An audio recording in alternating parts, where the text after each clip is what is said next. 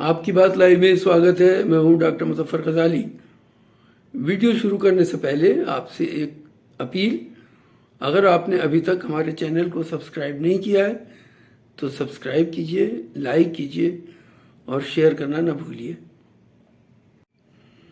Radio کی بات، radio کے پرانے قصے، اس سیریز کے تحت آج ہمارے ساتھ ہیں شکیل اختر صاحب، جنہوں نے اپنی زندگی کا بڑا وقت ریڈیو کو دیا ہے.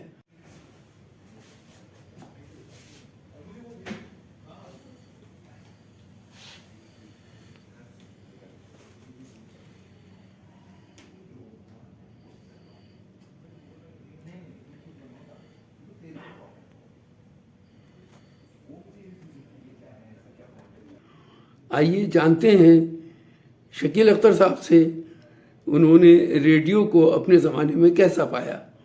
شکیل صاحب، آپ کا ہمارے اس پروگرام میں استقبال ہے. بہت بہت شکریہ آپ کا. یہ بتائیے، آپ 90 کی دہائی سے لے کر اور کافی لمبے ٹائم تک ریڈیو میں تھے. آپ کے زمانے میں ریڈیو نے کس طرح کی خدمات انجام دیں؟ اس سوال کے لیے بہت شکریہ آپ کا ڈاکٹر صاحب. میں 1992 سے لے کر 2007 تک آل انڈیا ریڈیو میں رہا، اور پہلی تقرری ہماری ہوئی تھی ریڈیو کشمیر میں. ریڈیو کشمیر سے میں اردو کے پروگرام کرتا رہا، اور اردو سروس میں آ کر کے ہمارا کیریئر یہاں پر ختم ہوا کہ میں وہاں سے 2007 میں جامعہ ملیہ اسلامیہ آ گیا. اب جامعہ ملیہ اسلامیہ میں ریڈیو دیکھ رہا ہوں، ریڈیو کی تاریخ پڑھ رہا ہوں اور پڑھتا رہتا ہوں. تو اس دوران بہت سے تجربات ہوئے کہ ریڈیو نے بہت اہم کام کیے، مختلف شعبے میں اہم کام کیے، چاہے وہ ایگریکلچر کا فیلڈ ہو یا ہمارے لوک کتھاؤں کو یا لوک ادب کو پرزرو کرنے کا کام ہو. ریڈیو نے ان تمام محاذ پر کام کیا ہے. لیکن سب سے اہم بات اردو کے حوالے سے میں بتاؤں آپ کو کہ ریڈیو نے اردو کا لٹریچر بھی پروڈیوس کیا ہے، جس کو ہم نشریاتی ادب کے نام سے جانتے ہیں.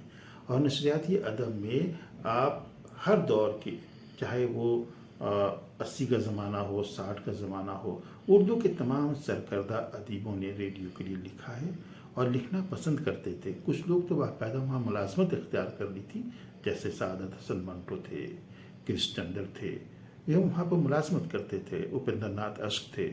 لیکن اس کے بعد ایک بڑی تعداد لوگوں کی ایسی ہے جو ریڈیو سے باہر رہ کر ریڈیو کے لیے لکھا انہوں نے. آپ نے فیض احمد فیض کو ایک شاعر کی حیثیت سے جانتے ہیں، لیکن فیض احمد فیض نے ریڈیو کے لیے بہت سی تحریریں لکھی. ان کا ایک ریڈیو ڈرامہ مجھے یاد آتا ہے، پرائیویٹ سیکریٹری. اب پرائیویٹ سیکریٹری میں انہوں نے کس طرح کنٹینٹ کریٹ کیا ہے، وہ دیکھنے کی چیز ہے، پڑھنے کی چیز ہے. اس کے ساتھ آپ دیکھیں کہ ایک پورا سفر ریڈیو کا رہا ہے، اور اس سفر میں کبھی ریڈیو نے اپنے سماج سے دور نہیں رہا. دراصل ریڈیو سماج کا آئینہ ہوتا ہے. جس طرح کا سماج ہوتا ہے اسی طرح وہ آئینہ میں دکھتا بھی ہے. اب ادب کے حوالے سے یا عمومی طور پہ میں بات کروں آپ سے، تو اس میں دو بڑے بھائیوں نے بڑا اہم کردار ادا کیا تھا. ایک کا نام ہے پطرس بخاری، دوسرے کا نام ہے ذوالفقار بخاری. مجھے رہا ہے کہ دیوان سنگھ مفتون اس زمانے میں ایڈیٹر تھے ایک اخبار کے، اور وہ کہتے ہیں کہ یہ آل انڈیا ریڈیو نہیں ہے بلکہ BBC ہے. وہ BBC سے مراد یہ لیتے تھے کہ یہ بخاری بردرز کارپوریشن ہے. ایک بھائی ڈائریکٹر، دوسرا بھائی اسسٹنٹ ڈائریکٹر، اور دونوں نے مل کر کے اردو پروگرام کو جو فروغ دیا ہے، آج ہم اس کا کوئی بھی جواب نہیں دے سکتے. انہوں نے اردو پروگرام کو ہر طرح سے بنانے اور سنوارنے کی کوشش کی. پطرس نے اپنے دور کے اہم اور کیا کہتے ہیں کہ ٹاپ موسٹ جو اردو کے مزاح نگار تھے، ان کو ریڈیو میں دعوت دی، ان کو بلایا اور انہیں ریڈیو پر کے لیے لکھنے کے لیے آمادہ کیا. اس طرح پطرس بخاری نے بھی بہت سے پروگرام اردو کے کیے. ماشاءاللہ ان کی آواز بہت اچھی تھی. کہنے والے کہتے ہیں کہ میر انیس کے مراثی ایسے پڑھتے تھے جیسے میر انیس بھی نہیں پڑھ سکتے تھے. لیکن انہوں نے اردو میں جو کام انجام دیا، اور ان کی جو بایوگرافی ہے اس کو پڑھیے. اب بایوگرافی لکھتے وقت پتہ نہیں ان کے ذہن میں کیا بات تھی کہ ایک جگہ سلپ آف مائنڈ کے تحت وہ لکھتے ہیں کہ میری خواہش ہوئی کہ میں راشد الخیری کے ناول کا ریڈیو سے براڈ کاسٹ کروں. یہ خیال آتے ہی جی بہت خوش ہوا، لیکن فوراً یہ خیال آیا کہ راشد الخیری صاحب کو اگر یہ بات پتہ چل گئی تو بہت ناراض ہوں گے. جب اس کا کراس ریفرنس کر کے میں نے دیکھا تو پتہ چلا کہ اس زمانے میں راشد الخیری تو تھے ہی نہیں. تو اس طرح دیکھیں کہ ریڈیو میں آنے والے لوگوں نے ریڈیو کو ہر اینگل سے کچھ نہ کچھ دیا ضرور ہے. آج ایک بہت بڑا وسیع خزانہ ریڈیو ٹاکس کے روپ میں، ریڈیو ڈرامے کے روپ میں، ریڈیو فیچر کے روپ میں ہمارے پاس محفوظ ہے. اب میں ڈاکٹر صاحب، میرا آپ سے یہ سوال ہے کہ ریڈیو نے آواز سے ماحول کریٹ کیا، اور وہ ایسا ماحول کریٹ کیا کہ جب ریڈیو میں کوئی ڈرامہ پیش کیا جاتا تھا تو اس کو سننے والا سامع اپنے آپ کو اس کے ساتھ چلتا ہوا، اس کو دیکھتا ہوا محسوس کرتا تھا. ریڈیو نے نہ صرف ڈرامے بلکہ جو ادب کی دنیا میں کام کیا، موسیقی کی دنیا میں کام کیا، اور جو سماج کے سروکار ہیں ان کو فروغ دینے میں کام کیا. جیسے ہمارے دو فیملی پلاننگ، کسانوں سے متعلق سوال، بچوں کے مسائل، ان سب پر ریڈیو نے کام کیا ہے. تو آپ اپنے زمانے کے کچھ ایسے واقعات سے ہمارے درشکوں کو روشناس کرائیے جنہیں معلوم ہو کہ ریڈیو کتنا اہم تھا اس زمانے کے سماج میں. آپ نے بہت درست فرمایا. میں ایک واقعہ بیان کرنا چاہتا ہوں کہ آل انڈیا ریڈیو سے ایک لائیو پروگرام چل رہا تھا جس میں ریلوے کے جی ایم آئے ہوئے تھے، اور وہ ریلوے کی سیفٹی کے بارے میں، ریلوے کے مسائل اور دوسری چیزوں پر بات چیت ہو رہی تھی. اسی وقت ایک بزرگ کا فون آتا ہے کہ ریلوے پہ جو کاؤنٹرز ہوتے ہیں اس میں کوئی وعدہ کیا کہ ہم یہاں سے نکلتے ہی فوراً یہ کام کریں گے کہ ہندوستان بھر میں جہاں جہاں ریلوے اسٹیشن ہے وہاں ایک سینئر سٹیزن کا کاؤنٹر بنائیں گے. اور واقعی انہوں نے وہاں سے جانے کے بعد ایک آرڈر کیا، اور آج آپ ریلوے اسٹیشن پر جو سینئر سٹیزن کا کاؤنٹر دیکھتے ہیں وہ اسی ریڈیو کا دین ہے جس پروگرام میں وہ ریڈیو میں آئے تھے اور یہ وعدہ کر کے وعدہ نبھایا انہوں نے. اس طرح اور بھی چیزیں آپ دیکھ سکتے ہیں کہ کس طرح ریڈیو نے کام کیا. میں نے لٹریچر کے حوالے سے بتایا، میں نے ایگریکلچر کے حوالے سے بتایا آپ کو. خود ایک تاریخ اگر پڑھیں تو ایک ریڈیو رائس کے نام سے ایک ساؤتھ میں ایک چاول بھی پایا جاتا ہے جس کو ریڈیو کے ایگریکلچر پروگرام کو سننے کے بعد ہی اس کو فروغ حاصل ہوا. یا ایک پروگرام کا ذکر کرنا چاہوں گا جس کا نام ہے تن کا سکھ. یہ آل انڈیا ریڈیو دلی سے یہ پروگرام براڈ کاسٹ ہوا تھا. 15 منٹ کے اس پروگرام میں کسی ایک چھوٹے سے مسئلے کو لے کر کے گاؤں کے ہم بات چیت کرتے تھے، فیچرائز انداز میں بات چیت ہوتی تھی. اس کا اتنا اچھا اثر ہوا کہ ایک گاؤں نے خود ڈیسائیڈ کیا کہ ہم اپنے گاؤں کے جو بھی مسائل ہیں ہم خود حل کریں گے، حکومت سے مدد نہیں لیں گے. اور واقعی ان لوگوں نے اس مسئلے کو حل کیا، اور آل انڈیا ریڈیو کا یہ امپیکٹ فیکٹر بہت اچھا رہا، بہت اچھا کام کیا.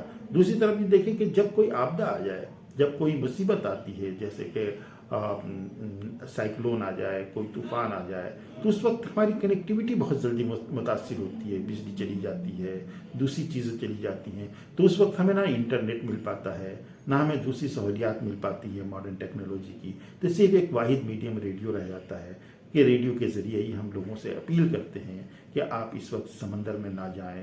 مچھواروں سے اپیل کرتے ہیں کہ اس وقت آپ سمندر میں نہ جائیں، اس وقت یہ خطرہ ہے یا ابھی یہ حالات ہیں. تو آپ مجموعی طور پہ دیکھیں کہ ریڈیو ہر وقت آپ کے ساتھ ہے. مانا کہ آج multiple digital plate form available ہے اور اس کی وجہ سے ریڈیو کو تھوڑا سا بیک فٹ پہ جانا پڑا ہے، لیکن ریڈیو نے اپنے مزاج کو بدلا ہے، اپنے فارمیٹ کو بدلا ہے. اب دیکھیے ریڈیو سیٹ پہ نہ ہو کر کے بلکہ آپ کے ہاتھ میں ہے، آپ کے پاکٹ میں ہے، آپ کے پاس ہے. آپ ڈرائیو کرتے ہوئے ریڈیو سن رہے ہیں، ڈرائیو کرتے ہوئے ریڈیو پہ گانے سن رہے ہیں.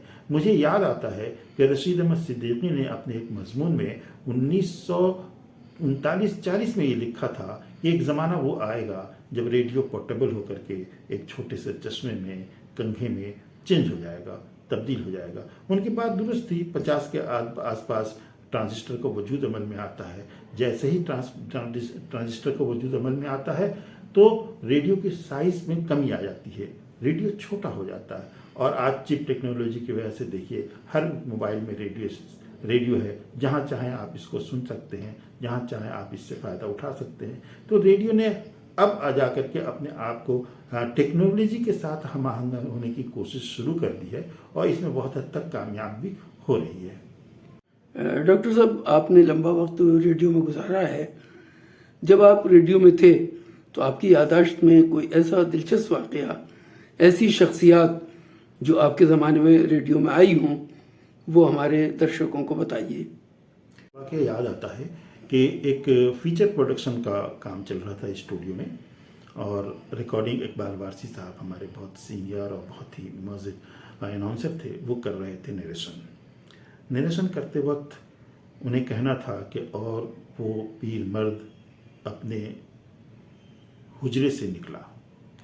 اس زمانے میں کمپیوٹر کی ٹائپنگ نہیں ہوتی تھی، بلکہ ایک اسکرپٹ آتی تھی، اس کے کاربن کاپی کئی تیار کیے جاتے تھے اور ہر ایک آرٹسٹ کو دے دیا جاتا تھا. اب موصوف سے غلطی یہ ہوئی کہ وہ پڑھتے وقت کہ اور وہ پیر مرد اپنے حجرے سے باہر نکلے کی جگہ اپنے مجرے سے باہر نکلے. کافی زور کا ٹھہاکہ لگا، ریکارڈنگ روکی گئی. پھر انہوں نے 2-4 سخت سست سنائی لکھنے والے کو، جس کی رائٹنگ صاف نہیں تھی، اور اس کو درست کر کے یہ کیا گیا. ایسے ہی ایک بار تھا کہ خبریں پڑھی جا رہی تھیں. خبریں پڑھتے پڑھتے آخری پیج پر موسم کی خبریں ہوتی ہیں، تو پتہ چلا کہ وہ موسم کی خبریں تھیں نہیں، بلکہ وہاں اتنا لکھا ہوا تھا کہ آج شہر میں زیادہ سے زیادہ درجہ حرارت ایک دائرہ بنا ہوا ہے اور کم سے کم درجہ حرارت ایک دائرہ بنا ہوا ہے. اس دائرے میں درجہ حرارت کو فیڈ کرنا لوگ بھول گئے. تو نیوزر نے کہا کہ معاف کیجیے گا، میرے پاس کوئی درجہ حرارت نہیں ہے. تو اس طرح کے بہت چھوٹے موٹے واقعات ہوتے رہتے ہیں ریڈیو کے اندر، لیکن ان واقعات سے بھی ہم بہت کچھ سیکھتے ہیں، بہت کچھ جانتے ہیں. ایک بار کا واقعہ میں بتاؤں آپ کو کہ ہمارے ایک اناؤنسر نے اناؤنسمنٹ کرتے وقت گھڑی کی طرف دیکھا اور کہا کہ 3 بجا چاہتا ہے، آئیے سنتے ہیں نوجوانوں کا پروگرام. اور وہ 3:30 بجے کے خواتین کے پروگرام کو آن ایئر کر دیا. جب جا کے ڈپٹی افسر نے پوچھا کہ یہ تو 3:30 بجے کا پروگرام آپ نے آن ایئر کر دیا ہے، ہونا تو 3 بجے کا پروگرام، نوجوانوں کا پروگرام جانا چاہیے تھا. انہوں نے کہا بیٹھو. پھر انہوں نے مائک آن کر کے کہا کہ یہ 3:30 بجے جو پروگرام نشر ہوگا اس کی ایک جھلک آپ کو سنا رہا تھا، آئیے سنتے ہیں نوجوانوں کا پروگرام. تو یہ پریزنس آف مائنڈ بھی بہت ضروری ہے ریڈیو کے لیے. اور اس طرح کے چھوٹے موٹے واقعات اب تو پورے ذہن میں نہیں ہیں، لیکن یہ 2-4 باتیں تھیں جو آپ کے ساتھ میں نے شیئر. میرا آخری سوال یہ ہے کہ ریڈیو کل جتنا اہم تھا ہماری زندگی کے لیے، آج اس کی کیا پوزیشن ہے؟ ریڈیو کل بھی اہم تھا اور آج بھی اہم ہے. اس کی اہمیت کا ایک اندازہ تو یہ ہے کہ یہ تمام ٹیکنالوجی جو آج آپ کے گھروں میں داخل ہو گئی ہے، اس کا پائنیئر ریڈیو ہی ہے. یہ ریڈیو ہی سے ریسرچ کرتے کرتے بڑھتے بڑھتے آج ہمارے گھروں تک یہ ٹیکنالوجی پہنچی ہے. اس وجہ سے ریڈیو کبھی بھی ختم نہیں ہو سکتا. آپ یہ بتائیں مجھے کہ دنیا میں اتنے ترقی یافتہ ممالک ہیں، کبھی آپ نے کسی ملک کے حوالے سے یہ سنا ہے کہ وہاں کا ریڈیو اسٹیشن بند ہو گیا؟ یعنی امریکہ کی BBC، امریکہ کی اردو سروس یا امریکہ کی دوسری سروسز بند کر دی گئی کہ اب انہیں ضرورت نہیں ہے، یا BBC کی سروسز بند کر، ہاں شکل بدلی ہے، کٹلمنٹ ہوا ہے کہ جہاں 4-6 گھنٹے کے پروگرام ہوتے تھے ہاں 2 گھنٹے کے پروگرام کر دیے گئے. لیکن ریڈیو ایگزسٹ کرے گی جب تک یہ دنیا ہے، بھلے اس کے اندر ٹیکنالوجیکل چینجز آتے رہیں. پہلے بڑے سائز کے ریڈیو ہوتے تھے، ویلو ہوتے تھے، اس کے بعد چپ ٹیکنالوجی آئی، اس کے بعد موبائل ٹیکنالوجی آئی. اب موبائل ٹیکنالوجی میں آپ ریڈیو سن رہے ہیں، لیکن اس کی اہمیت کا اندازہ ہمیں اسی وقت ہوتا ہے جب کوئی مصیبت آتی ہے. آپ کووڈ کے دوران دیکھ لیں، کووڈ کے دوران یا کووڈ سے پہلے آن لائن ایجوکیشن کا اتنا واضح تصور نہیں تھا جو کووڈ کے دوران ہوا ہے. کووڈ نے یہ بتا دیا کہ ہاں ریڈیو کے ذریعے بھی تعلیم دی جا سکتی ہے. اور باقاعدہ آپ ریڈیو کی تاریخ پڑھیں، ہمارے یہاں school broadcast, university broadcast کے پروگرام ہوا کرتے تھے جس سے ہم اسکول کے لیسنس براڈ کاسٹ کرتے تھے ان علاقوں کے لیے، ان جگہوں کے لیے جہاں پر طلبہ طالبات کو زیادہ سہولتیں نہیں تھیں. کنٹری وائڈ کلاس روم کی طرح کلاسز ہوتی تھیں، لیکن بعد میں اسے بند کر دیا گیا. لیکن کووڈ کے دوران پھر اسے شروع کیا گیا. تو اس وجہ سے ہر دور میں اس کی اہمیت رہی ہے. یہ سماج کا کوئی بھی ایسا ورگ ہو، ہر ایک سے اپنا تعلق رکھتا ہے.